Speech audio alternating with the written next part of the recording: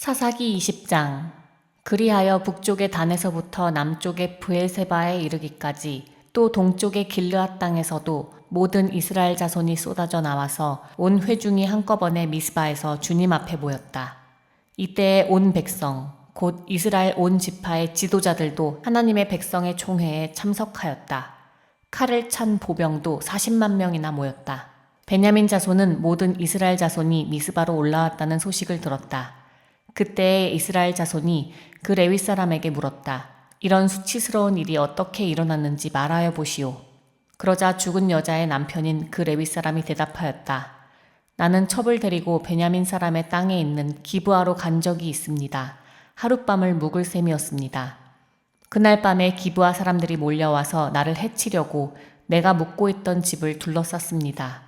그들은 나를 죽이려 하였으나 나 대신에 내 첩을 폭행하여 그가 죽었습니다. 내가 나의 첩의 주검을 토막내어 이스라엘이 유산으로 받은 모든 지역으로 보낸 것은 그들이 이스라엘에서 이처럼 음란하고 수치스러운 일을 하였기 때문입니다. 여러분은 모두 이스라엘 자손이 아니십니까? 이제 여러분의 생각과 대책을 내놓으십시오. 그러자 모든 사람이 한꺼번에 일어나서 외쳤다. 우리 가운데서 한 사람도 자기 장막으로 가서는 안 된다.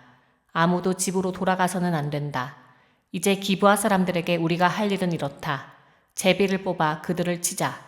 이스라엘의 모든 지파에서 100명마다 10명을, 1000명마다 100명을, 10,000명마다 1000명을 뽑아서 그들에게 군인들이 먹을 양식을 마련하게 하고 군인들은 베냐민 땅에 있는 기브아로 가서 기브아 사람이 이스라엘 안에서 저지른 이 모든 수치스러운 일을 벌하게 하자. 그리하여 모든 이스라엘 사람이 하나같이 뭉쳐서 그 성읍을 치려고 모였다.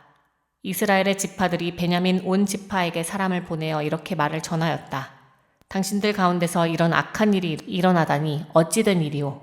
그러니 당신들은 이제 기브아에 있는 그 불량배들을 우리 손에 넘겨서 우리가 그들을 죽여 이스라엘에서 이런 악한 일을 없애게 하시오.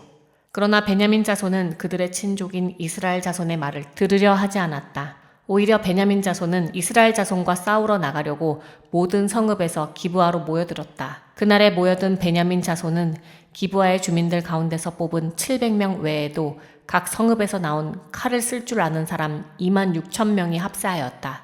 이 모든 사람 가운데서 뽑힌 700명 왼손잡이들은 무림매로 돌을 던져 머리카락도 빗나가지 않고 바치는 사람들이었다. 이스라엘 사람들에게는 베냐민 자손을 제외하고도 칼을 쓸 줄 아는 사람이 40만 명이나 있었는데 그들은 모두 잘 싸우는 용사였다. 이스라엘 자손이 일어나 베델로 올라가서 하나님께 여쭈었다. 우리 가운데 어느 지파가 먼저 올라가서 베냐민 자손과 싸워야 합니까? 주님께서 말씀하셨다. 유다 지파가 먼저 올라가거라. 다음날 아침에 이스라엘 자손이 출동하여 기브아 맞은편에 진을 쳤다. 이스라엘 사람은 베냐민 자손과 싸우려고 나가서 기브아를 마주보고 전투 태세를 갖추었다. 그러자 베냐민 자손이 기브아에서 나와 그날에 이스라엘 사람 22,000명을 땅에 쓰러뜨렸다. 그래서 이스라엘 자손은 베델로 올라가서 주님 앞에서 날이 저물도록 목 놓아 울면서 여쭈었다. 우리가 다시 가서 우리의 동기 베냐민 자손과 싸워도 되겠습니까? 그때 주님께서 올라가서 싸워라 하고 말씀하셨다. 이스라엘 사람들은 스스로 용기를 내어 첫날 대열을 갖추었던 그곳으로 가서 다시 전투태세를 갖추었다. 그 이튿날에 이스라엘 자손이 베냐민 자손을 치려고 가까이 나아갔다. 베냐민 자손은 이튿날에도 그들을 대항하려고 기브아에서 나와서 이스라엘 자손 18,000명을 땅에 쓰러뜨렸는데 죽은 이들은 모두 칼을 쓸 줄 아는 사람들이었다. 그러자 온 이스라엘 자손은 베델로 올라가서 주님 앞에서 목 놓아 울었다. 그들은 거기에 앉아서 날이 저물도록 금식하고 주님께 화목제와 번제를 드리고 주님께 여쭈었다. 그때는 하나님의 언약궤가 베델에 있었고 아론의 손자이며 엘르아살의 아들인 비느하스가 제사장으로 있는 때였다. 우리가 또다시 올라가서 우리의 동기 베냐민 자손과 싸워도 되겠습니까? 아니면 그만두어야 하겠습니까? 주님께서 말씀하셨다. 올라가거라. 내일은 틀림없이 내가 그들을 너희 손에 넘겨주겠다. 이스라엘이 기브아 둘레에 군인들을 매복시켰다. 사흘째 되는 날 이스라엘 자손은 베냐민 자손을 치러 올라가서 전과 마찬가지로 기브아 쪽으로 전투태세를 갖추었다. 베냐민 자손도 그들을 대항하려고 나왔으나 꿰매 빠져 성읍에서 멀리 떠나게 되었다. 베냐민 자손은 한쪽은 베델로 올라가는 길과 만나고 다른 한쪽은 기브아로 가는 길과 만나는 큰 길과 들에서 전과 같이 이스라엘 자손을 치기 시작하여 그들을 30명가량 죽였다. 그러자 베냐민 자손은 이스라엘 자손이 처음과 같이 자기들에게 지고 있다고 생각하였다.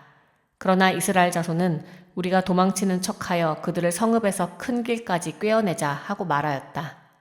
그때 모든 이스라엘 주력 부대는 자기들이 있던 자리에서 일어나 바알 다말에서 대열을 갖추었으며 이스라엘의 매복 부대는 기브아 주변에 숨어 있다가 거기에서 쏟아져 나왔다.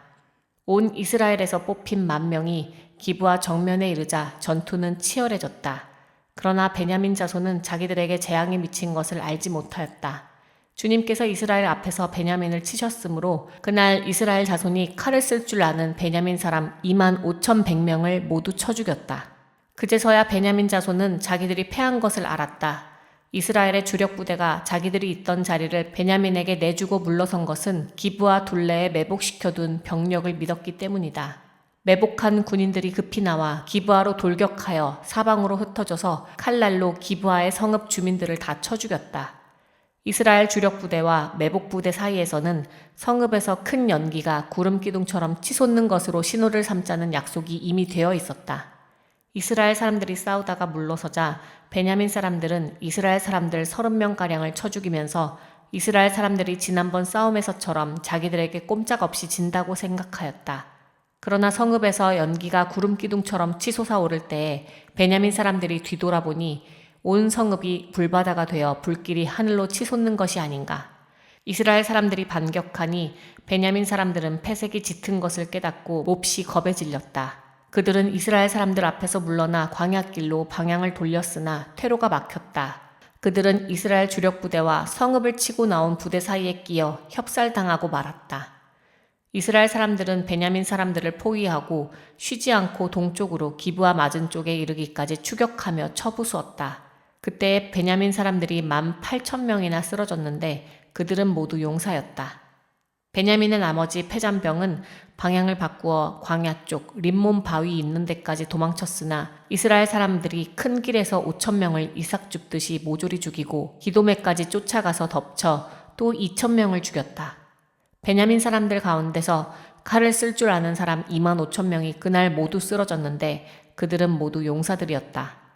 그러나 600명은 방향을 돌려 광야 쪽 림몬 바위까지 도망쳐서 넉 달을 그 림몬 바위 있는 곳에서 숨어 살았다. 이스라엘 사람들은 다시 베냐민 자손에게로 돌아와서 그 성읍에서 사람이나 가축 할 것 없이 닥치는 대로 모두 칼로 쳐서 죽였다. 그들은 그 일대의 성읍도 모두 불살랐다.